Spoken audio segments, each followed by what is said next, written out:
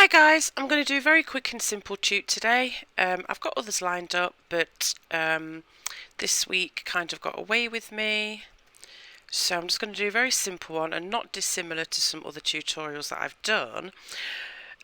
So it's a stone-like piece that I'm going to make, but no particular name assigned to it. And purely because I want to show you these mica powders that I got, and they're absolutely gorgeous. And this is the gemstone collection by My Spring. I'll list them in Amazon anyway, and they come in this box, and then there's all these different packets of different coloured mica powders, and they're all gorgeous. So I thought I'd use these, but not all of them. So they're all named after gemstones. So like this one's silver druzy, we've got bronze, green pyromorphite, whatever that is. So I am going to use that green. There's also a malachite, amethyst. I'm going to use the amethyst, turquoise, and do I want to use this rose quartz or let me think. I'm trying to think which colours I used last time, and I think it was the rose quartz, but there's all these other colours that you could go with, so they're all really nice, and I think I might actually use the bronze as well. So I'm going to go with the bronze, the green pyromorphite, the amethyst, the turquoise, and the rose quartz. And they're such beautiful colours, I thought I'd show you. And like I say, not a specific stone in mind, but it does look very stone-like. So I think I'm just going to go with fantasy stone. Let's just call it a fantasy stone. Alright, so you want those mica powders. Again, I will list those in my Amazon storefront. And I've also got some Premo translucent here. This has all been rolled out onto a number 4 on my pasta machine, which is an Atlas 150, and 0 is the thickest setting. And I know I'm shuffling my clay, but I'm just making myself some room. And I've cut them all out into equal sized squares, and my square was a 1 3/4 inch square. You can use whichever size you want. And I've also rolled out another piece of Premo translucent, but that's rolled out a little bit thinner onto a number 6. And before we go any further, excuse my my nails, and I've been watching my friend's little girl today, and she's 3 and she wanted me to paint her nails. And then she wanted me to paint mine in the same colour, but she would only let me paint my thumbnails, and they look hideous, but there you go. Just ignore my ugly fingers today. Alright, moving on. So we've got the mica powders, we've got the translucent clay, and you will also need some silver leaf and usual tools, and also one of these ball tools. And it's as simple as that, guys. There's nothing to this, but it's so pretty. So I'm going to take my first 2 squares and I'm going to do 2 colours of each, I think. Whoops, except the bronze one. I think I'm just going to do 1 square of that, but that's for down the road. So currently, I'm just opening this bag. They're a little bit awkward to open, and it's a little bit messy as well because they are in bags, but they're so gorgeous. I love them. So I'm just going to brush on the mica powder onto the surface of the clay. I'm not mixing it in, it's just going to sit on the surface like this. Get rid of that, looks like a tipsy hair. I don't think it is, I think it's a little crack in my tile. Here's me trying to rub it off, and it's not even a hair. Okay, so that's the first 2 colours. It's as simple as that. I'm not mixing the colours in, they're staying as is. So the colours are going to be quite muted. But I want a lot of translucency in this, hence all the translucent clay. You don't have to use Premo, obviously. You could use Cernit or Pardo. So that's the rose quartz, and then the next 2 colours, and it doesn't matter which order really, I guess. It's the turquoise blue one, and again I'm just going to open this bag. They're resealable bags, but once you've sealed them, they're quite hard to get back open, which I guess is a good thing. So same thing, just going to dip my brush in there.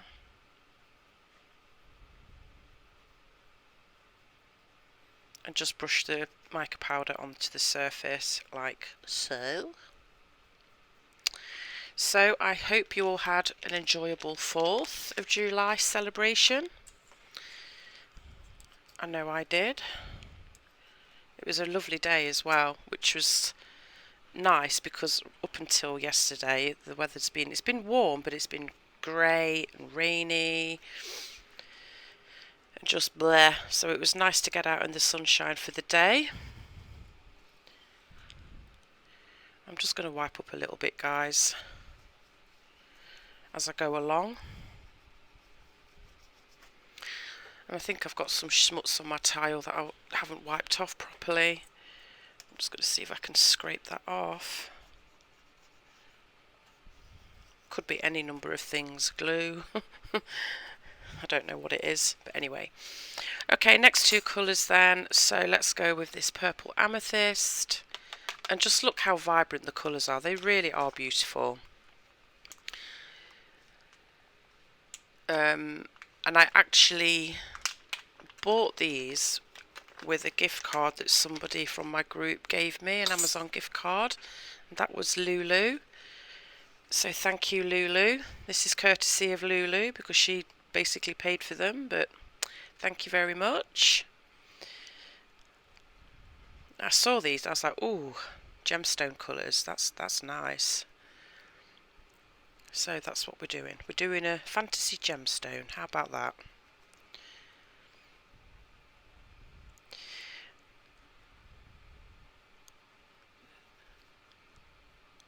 And I think that's kind of a cool name because the colours are kind of, I don't know, they've got a fantasy vibe to them, I guess.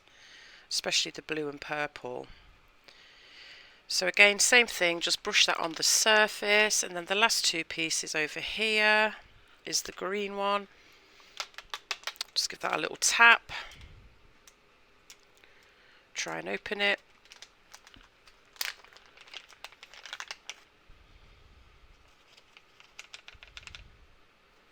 And just brush it on. This is very, very, very easy, guys. And sometimes I just resort to, you know, simple techniques, but, you know, beautiful results nonetheless.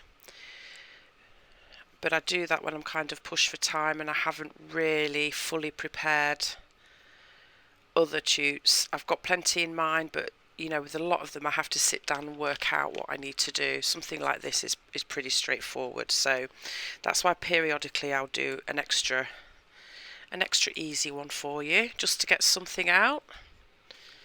I'm just going to wipe this up.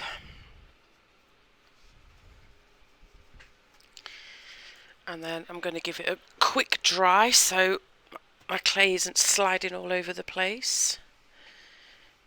I'm going to give my hands a quick wipe off and then we can just start stacking, but we're going to need this extra sheet of translucent that we rolled out.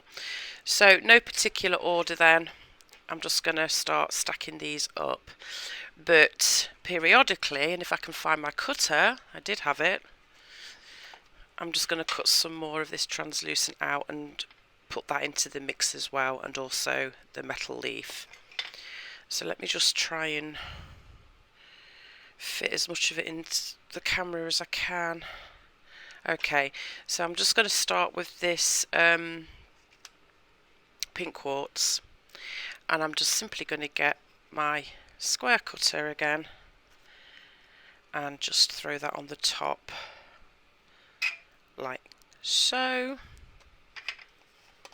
I'm going to bring over my silver leaf and just pat that on there like so.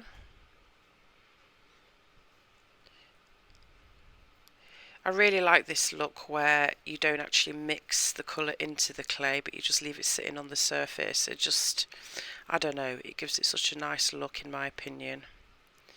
You get a lot of translucency, and I think this would look amazing using Cernit as well, which is even clearer than Premo. But Premo is what I'm using today, and I think the stones could look really nice with Premo anyway. So that's the first one then. So you just, you know, it's a bit rough and ready. Don't need to be perfect about it. You just stack in and put in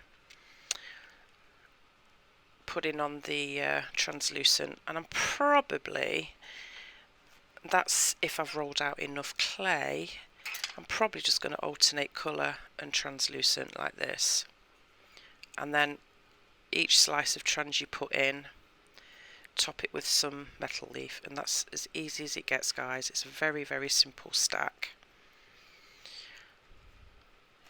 You don't have to put translucent in between each colour if you don't want to.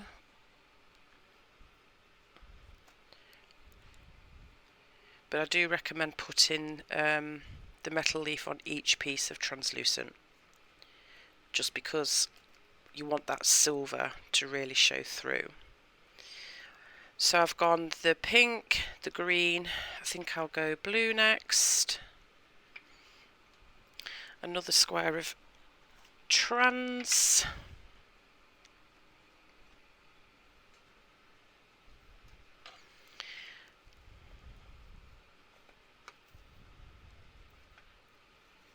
Just pop it on.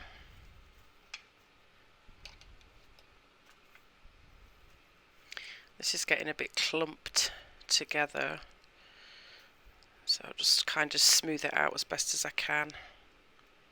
Fill some of those little gaps up.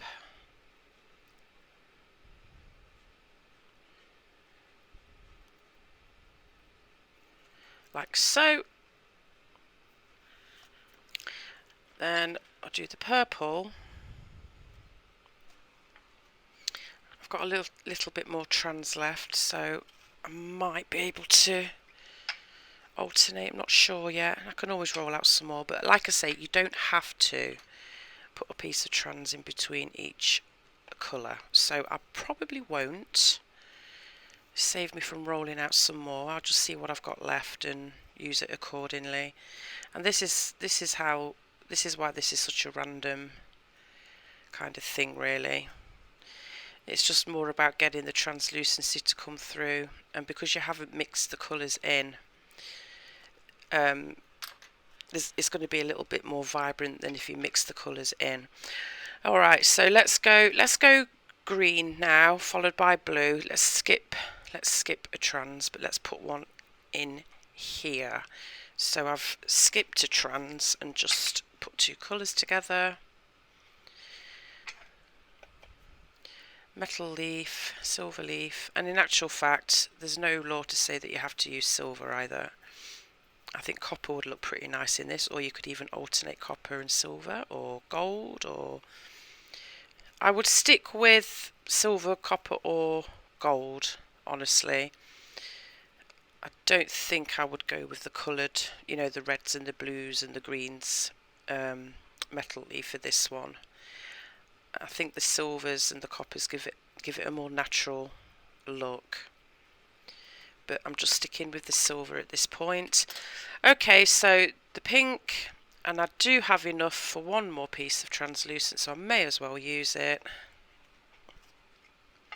And there is some left, which I could have rolled out, but I'm not going to. Actually, I am going to. Because you'll see in a second when I've done this last bit of metal leaf.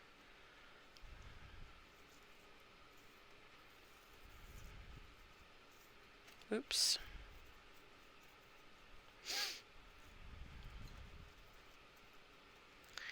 Okay, that's good enough. I've got this one piece of purple left, and I am quickly just going to roll out this little bit of trans that I got left because I have to. So I rolled about just perfect amount of clay, and this is literally 1 2 ounce block of Premo that I've used here. And there will be a tiny weeny little bit left, but not much. So I'm just passing this through the pasta machine a few times just to try and get some of those plaques out of it and air bubbles, that kind of thing. But I think I've probably said before, with faux stones, I think it's sometimes nice to see a little bit of trapped air. I really do feel like it gives it a, actually I'm going to roll that onto a number 4. So I've rolled out that again onto a number 4. I'm just going to give that a quick cut, pop that on the top, and then I'm going to get that bronze that I put to one side and just brush the top of this. And that's the stack. Really easy.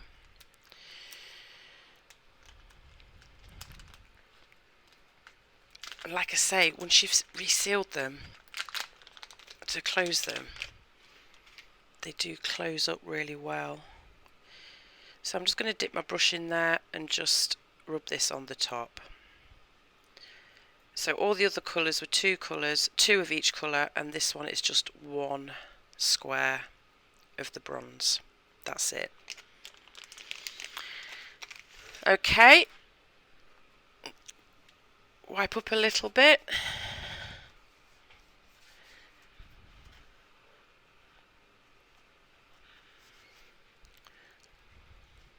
Wipe my hands down a little bit. I don't know what I've got stuck on my tile. I'd scraped it all down earlier, but I guess I didn't get all of it. I was making a jewellery box for a custom order, and there was a lot of glitter and glue involved, and I think that's what's left on the tile. Anyway, right, so we've got the stack. We're just going to lift it gently, and bear in mind that there is mica powder which does resist the clay sticking a little bit, but if you just work with it, and for this, guys, you can be pretty brutal with it. So as you're mushing it together, it's fine to stick your fingers in there, and you know, it doesn't matter. So do what you have to do to get it to stick together, and once you've done that, get your roller, give it a quick roll this way, flip it, roll it that way, turn it a little bit, and you can see that it's sticking nicely together now. But I am going to cut it in half. I'm just going to bring it down here so I can actually see roughly where halfway is, keeping this bronze on the top and then just stacking it, and you can see some beautiful shimmery colours in that stack. And then all you do is take the stack and form it back into a square, and again push in with your fingers. You're going to make some nice ripples doing that, and that's what you want. As you're turning it back into a block, you know, here and there, just push your fingers in it on the edges, because you just want some nice little ripples going on in this. It's very similar to the faux abalone one that I did a while back, where you just make the patterns with your fingers just by being a bit brutal with your clay. So when you're happy with that and you've got it into a nice block,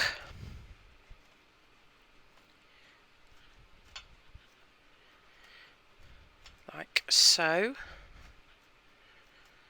okay, you're then going to get your ball tool, and I'm just going to put some very simple divots in this, and I'm just going to push this through the stack. It's quite a big ball tool that I've got, and I'm just gently pushing it through as far as I can take it without going through the bottom, and then I'm just going to do a couple of smaller ones, and that's it, guys. That is literally the block. So simple but so pretty. Alright, so when you've done that, you can add as many holes as you want to. I'm just doing 3 like that.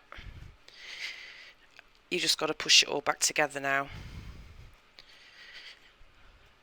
So you're going to be creating some nice rippled and hopefully some geodey looking patterns in this.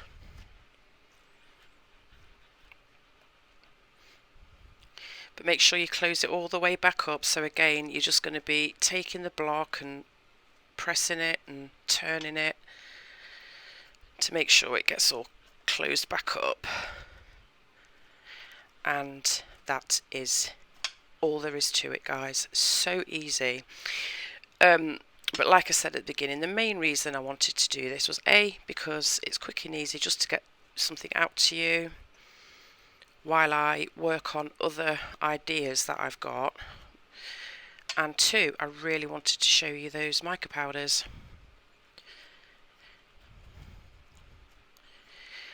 Alright, so that's the block. I'm just going to scrape some more of this, whatever it is, stick into my tile.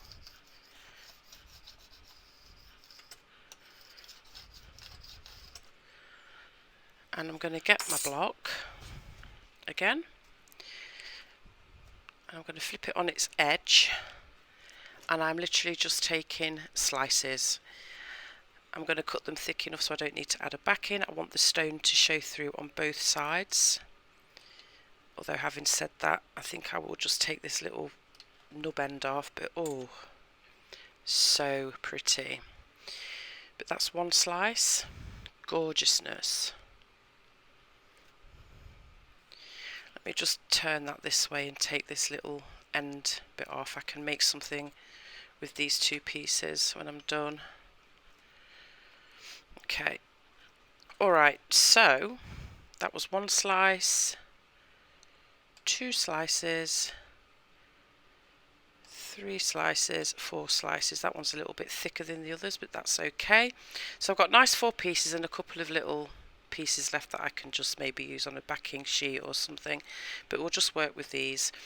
And obviously they're double-sided. You want the stone to be on, the pattern of the stone to run through on both sides, so that's why I'm not using any backing on these. They're good like this. Okay, so let me have a look. I think I really love this one. I'm just going to take this one. I'm going to get my depth measuring sticks that you can get from Oh Joy Creations. I will list her shop in the description. And I'm going to roll this out to 3mm. You can always pass it through your pasta machine if you want to. I'm just doing it this way. I'm going to flip it, rotate it. Whoops. And just make sure it's rolled down to 3mm. It doesn't. You can do it as thick as you want, guys. These are the thickest measuring sticks that I've got, so I'm just going with that.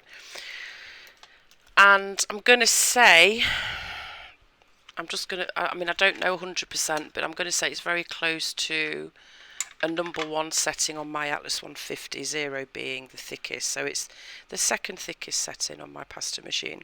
So there's that first piece rolled out. So now I've just got to pick a cutter, which I didn't already get them ready for some reason.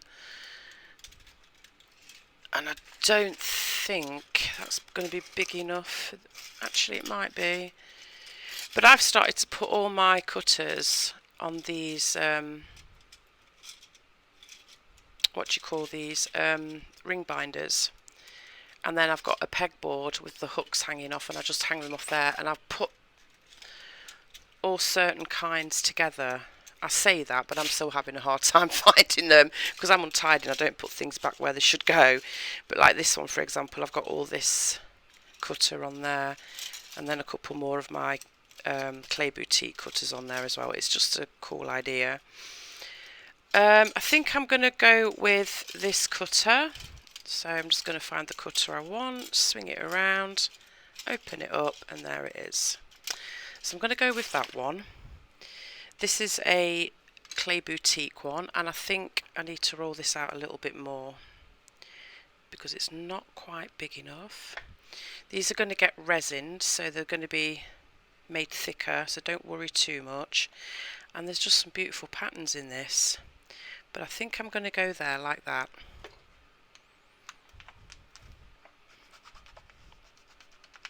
Give it a wiggle. And then you've still got little pieces left. You can do one of two things. You can mush them back together like so, roll it out, and then you've got another piece that you can make something with. But once you get to this point, you're probably going to need to add a backing to make it a bit thicker. Just a little thing you can do, or you can just turn it into chippy choppy, whichever. I'm just going to get some paper. Gently lift this. That's beautiful. Look at that. That's one side, and then obviously that's that side. And there's a lovely geode pattern going on this one. So it doesn't matter which side really. They look equally nice. I'm just going to get a little bit of rubbing alcohol, a clean wipe, because the other one looks disgusting now. Give it a quick clean over, a quick smooth. I might as well flip it over and do that side.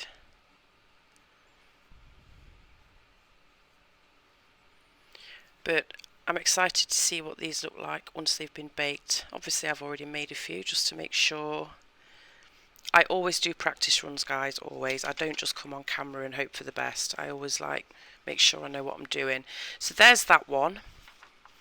Just put that over there.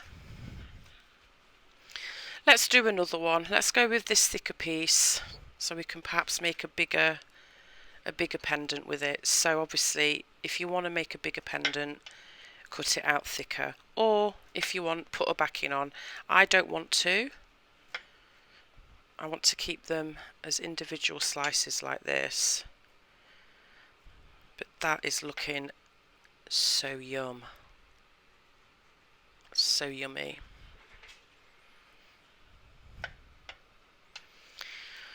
So just make sure that it's as equal as possible, which it is. Now I've got to pick another cutter, and I don't know which one, and I don't know. I just have to keep looking through which ones. I should have got them ready first, guys, sorry. I know which one I want, it's just a case of finding it. Is it on here? No, it should be on this one, but it isn't. I want this shape, but bigger. So I guess I've been bad and put it on the wrong one, but I see it, so no, that's not it. Oh, this will make me so much more organised, she said. I'm not organised, she said. Okay, guys, I don't know where that one went, so... But the problem is I have so many cutters, it's unbelievable. It's ridiculous, actually. So let's go with this heart one, actually. And then I will just cut the others out off camera. You don't need to see me do all of them. Again, these are from Oh Joy Creations.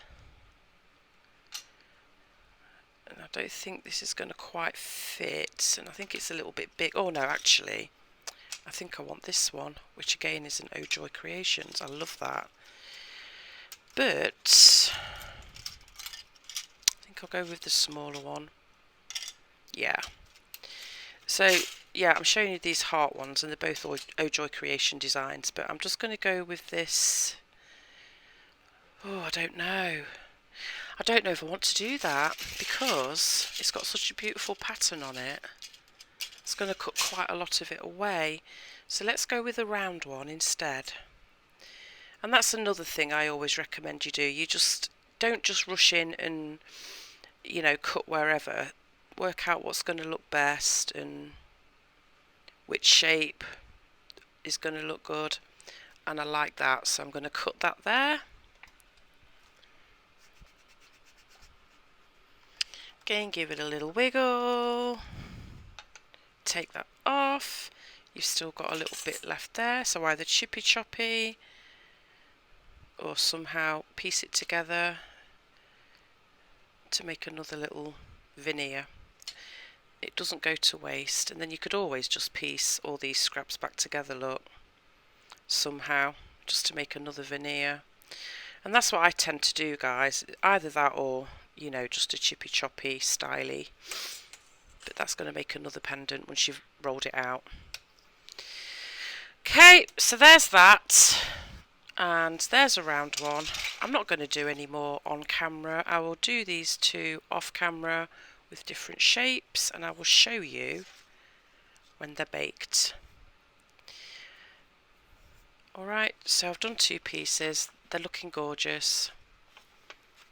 I'm going to go and put those in the oven on 275, Premo's recommended temperature, and bake for an hour. I always bake for longer than it says on the package, and I'll be back. Alright guys, I baked them. I sanded the edges nice and smooth, resined front and back. That's the round one that I did. I'm kind of digging this one. It almost looks like a moss agate with all that crackle leaf underneath. That's one side, and that's the other, and that's got quite a lot of the silver leaf in it. So pretty. So there's that one. And then what was the other one I did on camera? This one. I did this one on camera. So there's that one. Same thing, resined front and back, sanded on the edges, and that one's really cool. So there's that one. And then I did off camera, I did these two. So this one, front and back. So you can make them reversible, and then people can decide which way they want to wear them. That's that one. And this is another one that I did off camera from the same stack. And then this is one that I made with the leftover pieces, and I just kind of pieced them together. It's still pretty. That's that one. And then the leftover from that, I just did a chippy choppy, which I think looks really nice. Some nice muted colours in there. And all I did was use up the rest of the clay that I had, including the little bit of translucent that I had left. Threw in a little bit more silver leaf and some liquid translucent clay as well. Formed it into a block, and then I did a few slices. I just made this one for camera though. So there's that one. And I just want to show you the difference between these that I made from that batch to the ones that I made from another batch. And it's exactly the same technique, no change whatsoever. The only difference is I used Premo white translucent, and I do feel that the colours come out quite a bit more vibrant when I use that. But there's that one. I absolutely love this. And the other difference, instead of using, because in these ones I used this rose quartz, in this one I used both the purples. So I used the amethyst in these and also in this, but instead of that rose quartz I used this violet crystal, and that's the difference. That along with using the whiter translucent clay.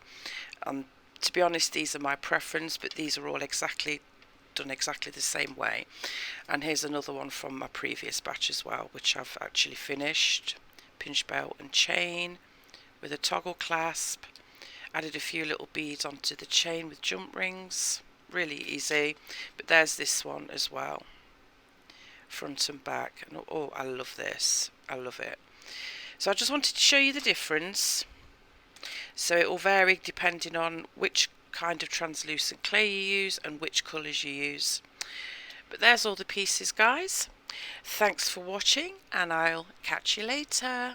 Bye.